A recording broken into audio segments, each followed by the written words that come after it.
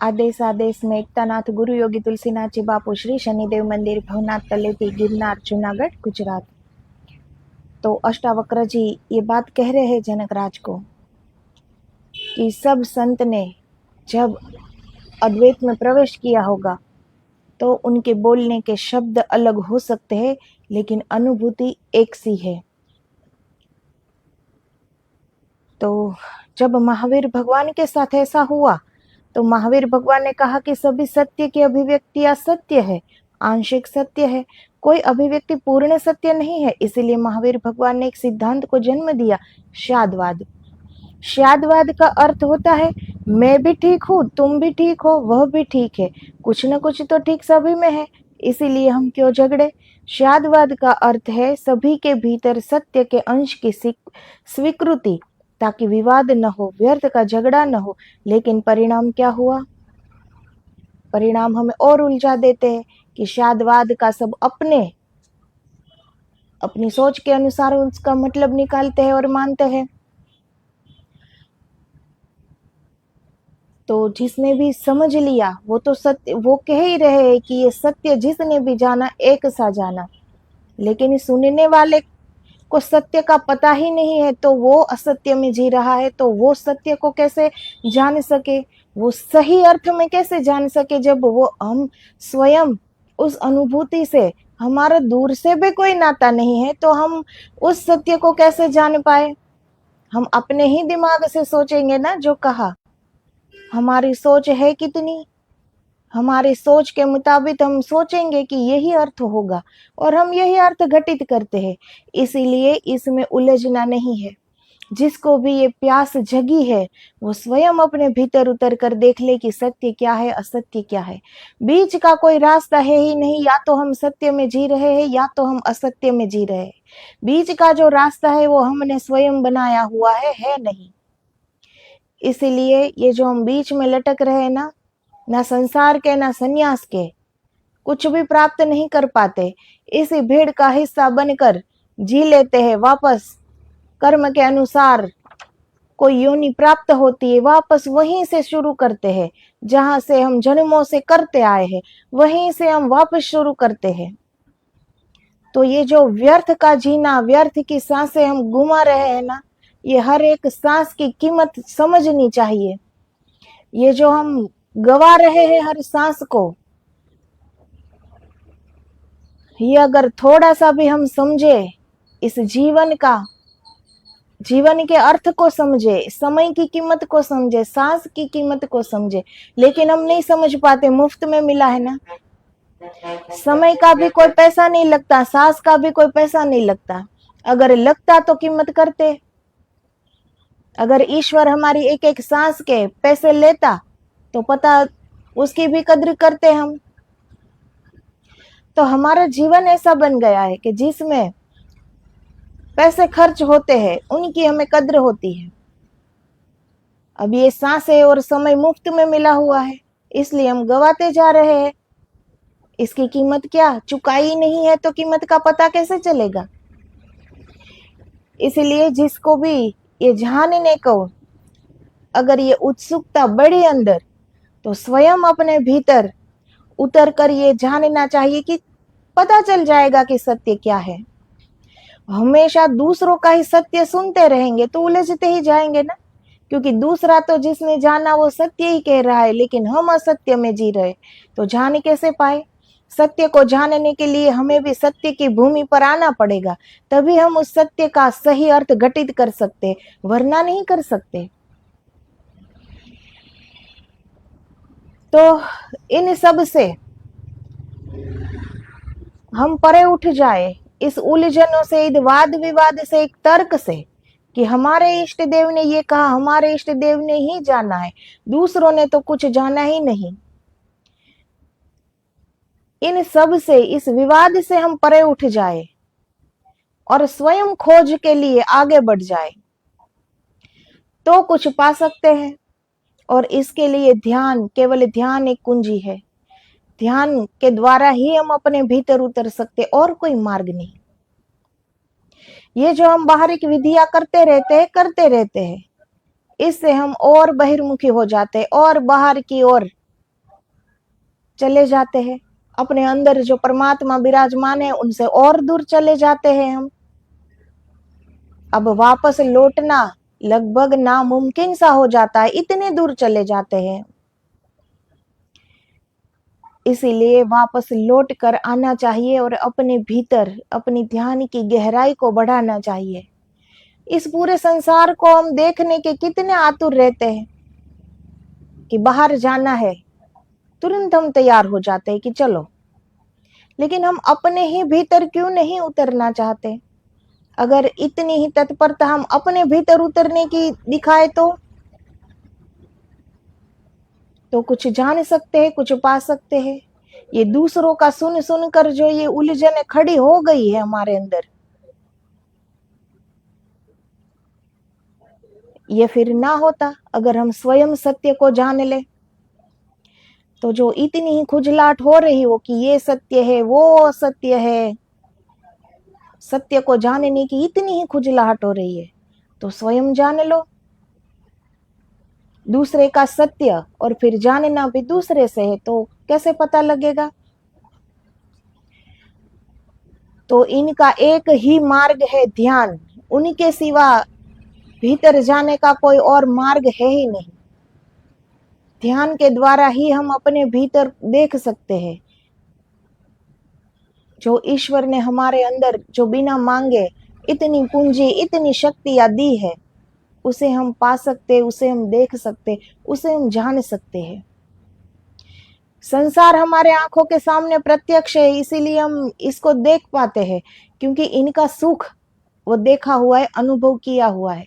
लेकिन भीतर उतरेंगे तो उनका भी तो अनुभव होगा ना कि वो सुख कैसा होता है। अभी उतरे नहीं तो कभी सोचो कि इतने राजा महाराजा इतना वैभव छोड़कर क्यों अपने भीतर प्रवेश किया, क्यों ये सब छोड़ दिया?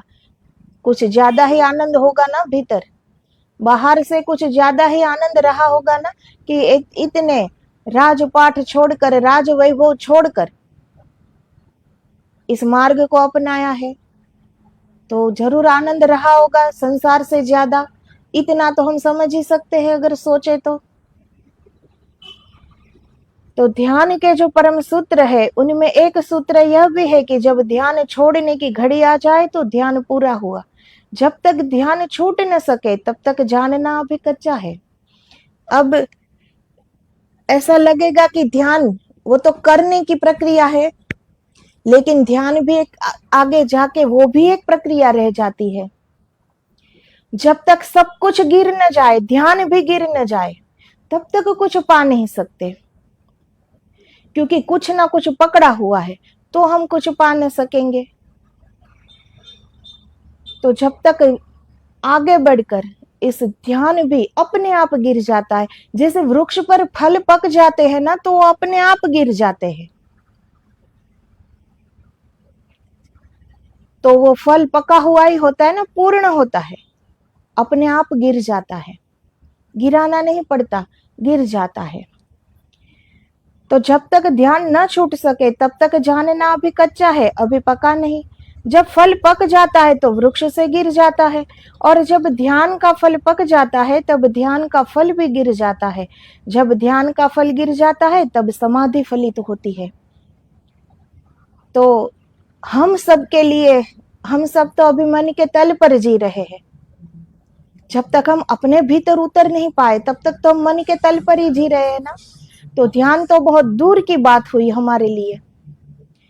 लेकिन अगर सच में कुछ प्राप्त करना है जीवन के रहते, आगे पता नहीं हमारे कर्म के अनुसार हमें कौन सी योनि प्राप्त हो, हम माने न माने, लेकिन सत्य असत्य तो नहीं हो जाएगा।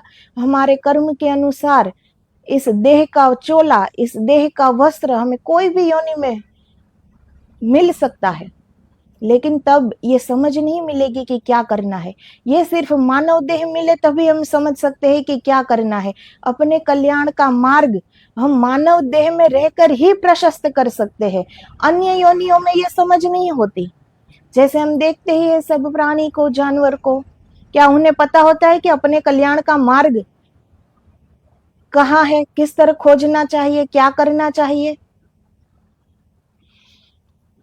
तो आगे ये हमारे साथ भी तो हो सकता है ना। तो ये मानव देह एकमात्र हमारे पास ये मार्ग है कि हम अपने कल्याण का रास्ता पे आगे चल सके, क्योंकि ईश्वर ने इस सृष्टि के सृजनहार अपनी संपूर्ण शक्ति के साथ हमारे अंदर विराजमान है, अपनी सारी शक्तियों के साथ। तो हम मानव देह में सब कुछ प्राप्त कर सकते हैं, असंभव सा कुछ भी नहीं हमारे लिए। अगर बीच में से मैंपन छोड़ दे तो ये कोई अहंकार करने की बात नहीं है कि हम ये नामुमकिन कुछ भी नहीं, हम सब कुछ प्राप्त कर सकते हैं। जब तक हमारा मैंपन नहीं गिरता तब तक कुछ नहीं हो सकता। हमारे शरीर की सीमा है कितनी, तब तक कुछ नहीं हो सकता।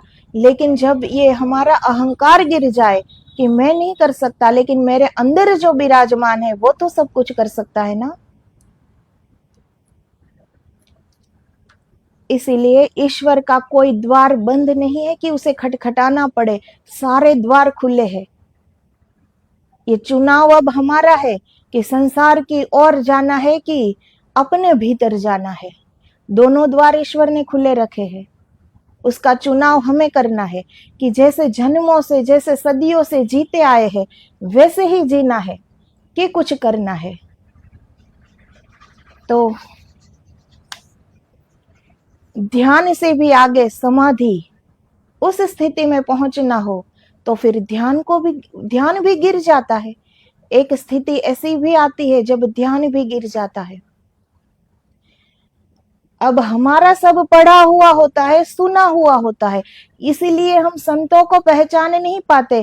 बात ये नहीं कि ये कलयुग है तो आज संत नहीं है, लेकिन हमारी धारणाएं क्या है कि जो आंख बंद कर कर ध्यान में बैठे हैं, बहुत से चमत्कार करते हो, वो ही संत है, दूसरे नहीं। यही धारणाएं होती है हमारी। तो संत समाज को दिखाने के लिए चमत्कार करने नहीं बैठे, वो इस संसार से, इस चमत्कार से, इस सारी सिद्धियों से परे उठ गए हैं। उनको कोई मतलब नहीं है कि लोग उसे जाने कि न जाने, लोग उसे पहचाने कि न पहचाने। वो किसी पहचान के मोहताज नहीं होते। उनका स्वयं का अस्तित्व खो गया है, परमात्मा में वो विलीन हो गए हैं। वो किसी पहचान के मोहताज नहीं है। तो उसे कोई परवाह नहीं होती कि मैं मेरी सिद्धियां दिखाऊं, कोई चमत्कार दिखाऊं, लोग मुझे जाने पहचाने। ये उनकी कोई कामना नहीं होती। सारी कामनाएं, सारी वासनाएं गिर जाती है, तब तो ध्यान फलीभूत होता है। तो जब ध्यान इतनी गहराई से हो और परिपूर्ण जिसका ध्यान हो जाता है, उसका ध्यान गिर जाता है और इनसे आगे स्थिति में वो समाधि में फलित हो जाता है। तो हमारे नजर के सामने ऐसे कई संत होंगे। ये धरती खाली तो नहीं है संतों से। आज भी अगर इस कलयुग में भी हम देख ही रहे कैसा समय है, फिर भी ये सब चल रहा है, ये इन्हीं संतों की कृपा है। तो लेकिन हमारी दृष्टि वहां पहुंचती नहीं। हम जहां खड़े होंगे वहीं आसपास के लोग को ही हम देख पाएंगे ना। हमारे ऊपर जो खड़े हैं, उच्च स्थिति पर है, उसे हम कैसे पहचान पाए?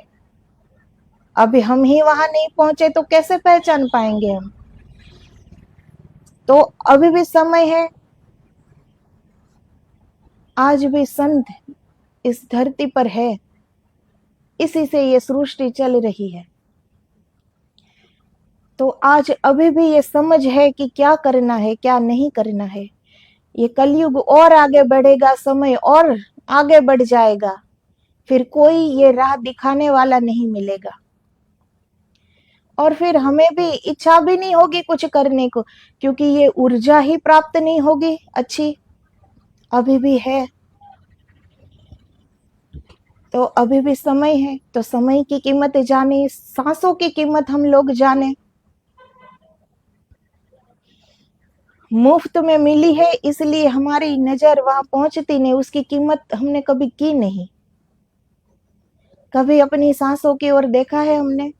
कभी नहीं देखा। क्यों? मुफ्त में मिली है, इनका कोई पैसा नहीं लगता।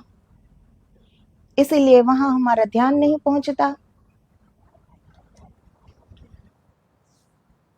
तो ध्यान इतना गहरा हो जाए, इतना गहरा हो जाए, ध्यान परिपूर्ण हो जाए, तब वो गिर जाता है और फलित होती है समाधि। ये तो बहुत दूर की बात है, बहुत दूर की बात।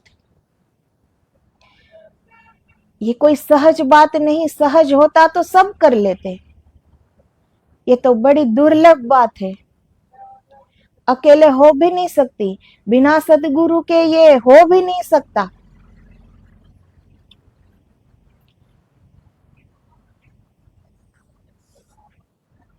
तो जिसे भी सदगुरु, जहां हमारी आत्मा न झुक जाए ना, ऐसे सदगुरु जिसे प्राप्त न हो और ये कर न हो, तो ईश्वर तो चारों ओर मौजूद है। ईश्वर को अपना सदगुरु मानकर इस ओर बढ़ना चाहिए। ईश्वर तो हमारे अंग संग है ना, आगे रास्ता वो दिखाते जाएंगे। हम चलना तो शुरू करें, आगे रास्ता वो दिखाते जाएंगे, आगे रास्ता वो प्रशस्त करते जाएंगे। लेकिन हम चलना शुरू करें तो हमें पता चले ना। तो ये जो बहाना होता है कि इस समय में सदगुरु कहाँ खोजे, तो अगर नहीं मिल रहे हैं, इसका मतलब ये नहीं कि धरती खाली है संतों से।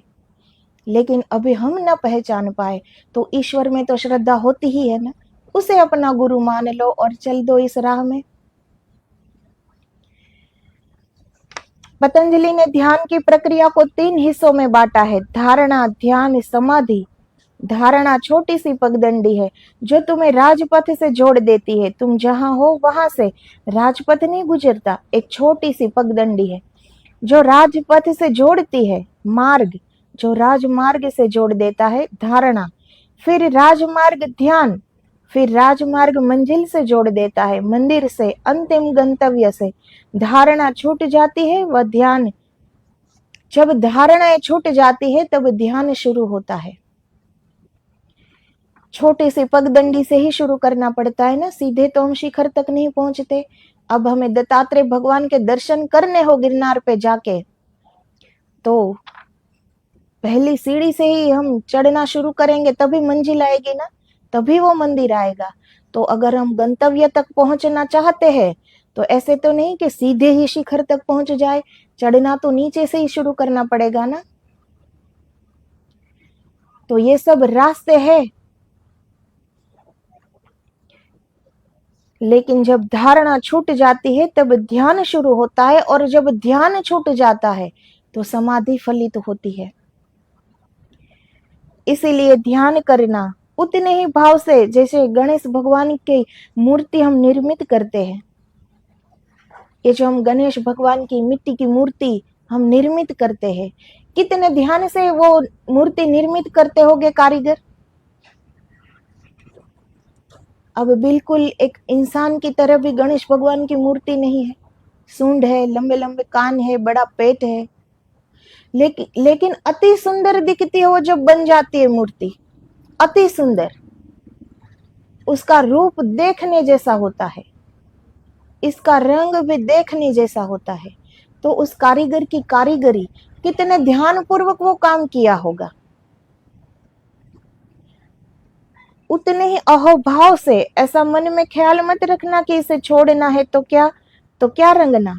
अब वो कारीगर अगर ऐसा सोचे कि इसे तो लोग 5 दिन, 11 दिन, 14 दिन रख कर पानी में विसर्जन करने ही वाले हैं, इसमें इतना ध्यान क्या देना। जैसा भी रंग लगाए, जैसी भी मूर्ति बने, इसे क्या मतलब है, थोड़े दिन तो पूजा करनी है, बाद में तो वो पानी में ही विसर्जित करनी है। अगर कारीगर ऐसे सोचे तो क्या इतना सुंदर गणपति जी की मूर्ति बन पाए क्या।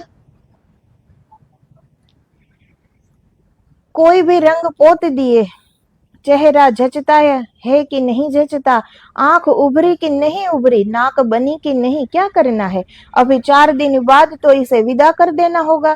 तो कैसे ही बना बनकर, कैसे ही बना बनकर पूजा कर लो, नहीं तो फिर पूजा ही नहीं, तो छोड़ने की घड़ी आएगी ही नहीं। जब बने ही नहीं गणेश जी तो विसर्जन कैसे होगा।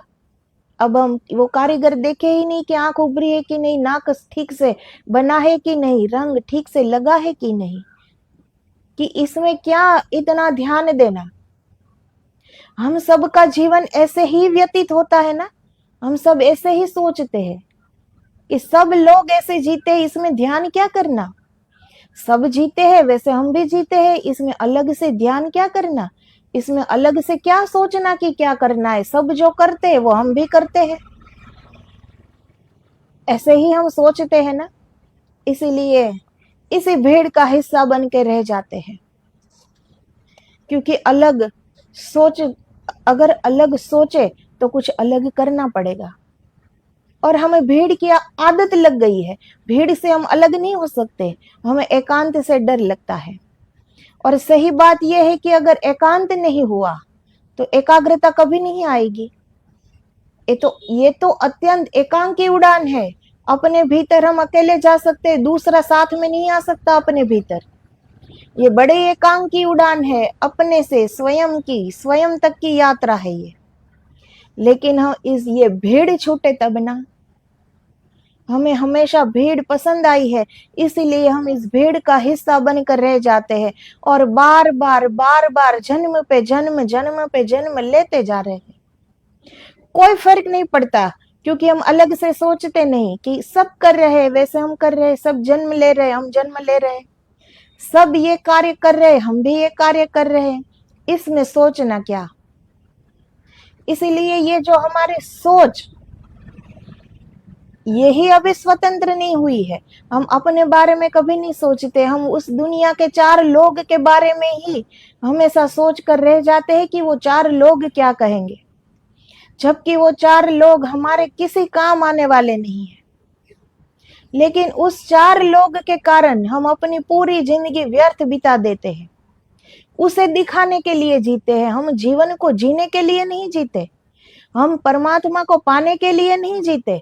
वो 4 लोग क्या कहेंगे उसे दिखाने के लिए हम जीते हैं, इसीलिए पूरी जिंदगी व्यर्थ चली जाती है। कोई देखे न देखे, परमात्मा देख रहा है, ये क्या काफी नहीं है?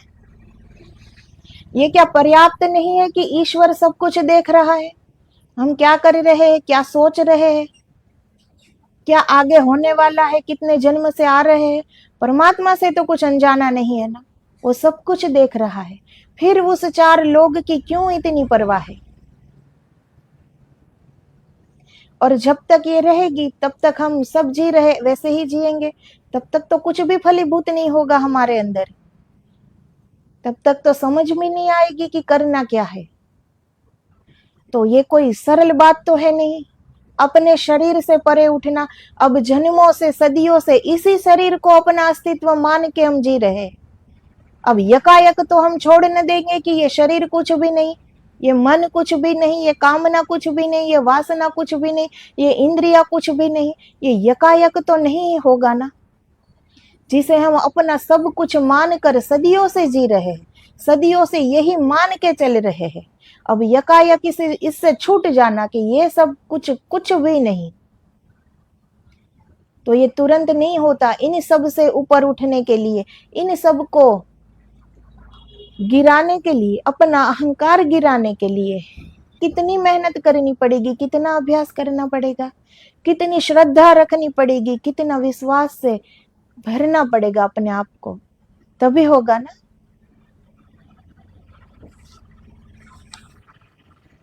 तो एक चीज अगर हम पकड़ लेते हैं और वो पकड़ भी छूटती नहीं, तो इससे आगे हम नहीं बढ़ पाएंगे।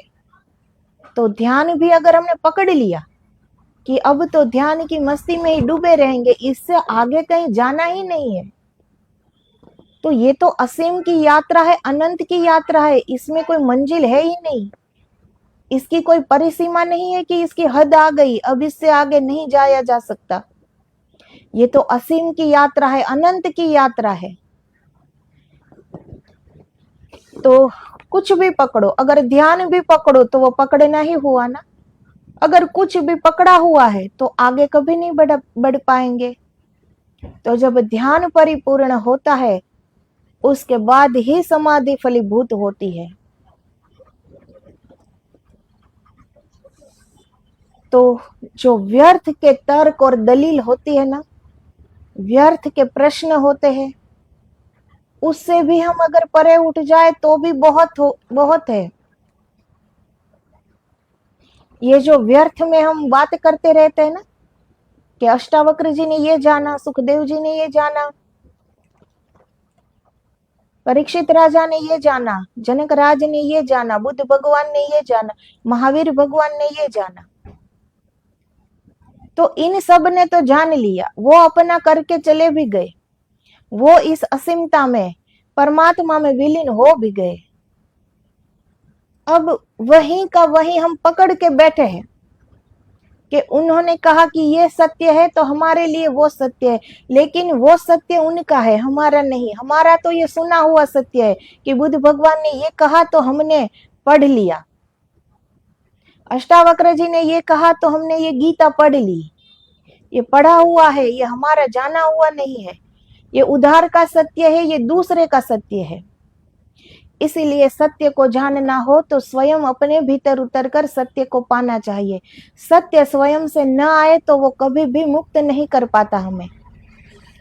अगर मुक्त होना हो तो, वरना बंद संसार का ये बंधन हमारे आंखों के सामने ही है। ये दरवाजा भी खुला ही है कि जन्म पे जन्म लो और इसी तरह जिए जाए। दोनों रास्ते खुले हैं, भीतर का भी खुला है, बाहर का भी खुला है। अब चयन हमारा है कि हमें किस ओर जाना है। क्षणिक सुख की ओर जाना है, परम सुख की ओर जाना है, संसार की तरफ जाना है कि परमात्मा की तरफ जाना है। ये संसार, ये सृष्टि भी परमात्मा ने ही बनाई है। आनंद लेना आ जाए तो उसमें भी आनंद है, लेकिन पहले भीतर उस आनंद का पता तो चले कि सत्य आनंद क्या है। पहले भीतर उस परमात्मा के दर्शन तो कर ले, तो ही बाहर सब में परमात्मा दिखेंगे ना। तो फिर भीतर और बाहर भेद मिट जाएगा, चारों ओर वही आनंद से हम जी पाएंगे, क्योंकि आनंद का पता लग गया, आनंद को उपलब्ध हो गए, तो अब चारों ओर वही आनंद में हम जिएंगे जैसे संत योगी जन जीते हैं, क्योंकि वो आनंद को उपलब्ध हो गए, वो आनंद को जीते हैं, वो आनंद को खाते हैं, वो आनंद को पीते हैं, वो आनंद में रहते हैं, क्योंकि स्वयं आनंद का रूप है वो स्वयं आनंद बन गए।